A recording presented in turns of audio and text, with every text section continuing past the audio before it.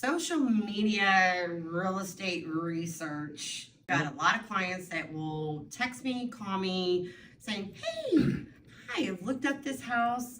And I'm like, "Well, what are you pre for?" "Oh, I'm pre for 350, but this house is for 400.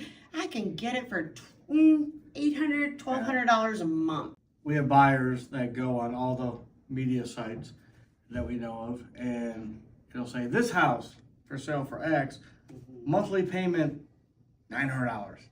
And it seems so good to be true.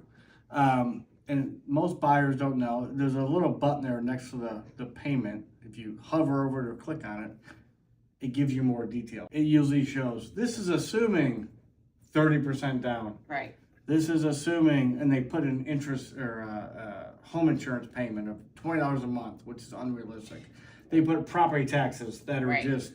So we know that that's not true. Every state is different, and everybody that's putting something down, we got debt to income ratio that we have to consider. So what I tell people is, I get calls all the time, like you probably do, and see this house and it says the payment's $1,000, and then they talk to someone like me, and I'm like, well, no, the payments are only going to be $2,000. You know, our buyers might not be putting 30% down; they're putting 5% down. Well, then I get that influx back Everybody's saying, mad. "Wait a minute." Yeah. So it's good to, if you're a buyer, talk to your realtor, talk to your loan person, give them the address, tell them your loan parameters. What is my realistic payment? Because people always want to know, what's the most I'm approved for? Or what am I doing with this? That part doesn't matter. It's what do you want? What's the most you want your house payment to be? And then we work backwards from there. Right. Because those sites, they put in really cheap insurance, really cheap taxes. They put an interest rate from 2 years ago when they're way less. And it's not realistic. And then they put in their 30 or 40% down. If you're doing that, great. A lot of our buyers aren't. Well, so, even in putting that down, does that also include that maybe that appraisal might be waived, and there might be some, short steps that I might be able to take, or? Yeah, I mean, if you're putting a huge down payment down, yes, underwriting, an appraisal waiver possibly, you save $500 some dollars on appraisal. There's a benefit there and all that stuff.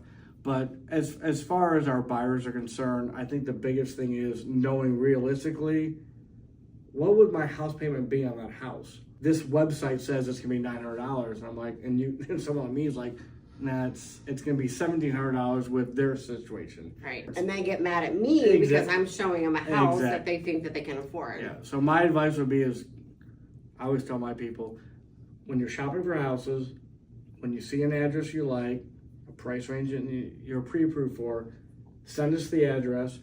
I'll tell you what your payment's gonna be with your specific situation.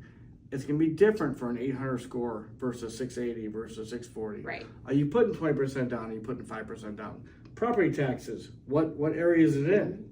All these things play a factor. Because Ohio, Kentucky, Indiana, they're all different. Are you buying a condo? Is there HOA fees? You got to factor that in. So what's my payment going to be? Don't rely on some of these third-party websites. They're just in it for clicks, advertising, third-party. They just want you to click and contact us. Talk to your realtor, talk to your local mortgage person to get a realistic mortgage payment for your specific situation. And it's also very important for realtors to talk to your mortgage lenders to know where your clients are at. So you've heard it, folks. It's come from Scott Simpson from Intrust Mortgage. I'm Claudine Andrews with eXp Realty. We'll talk to you next time.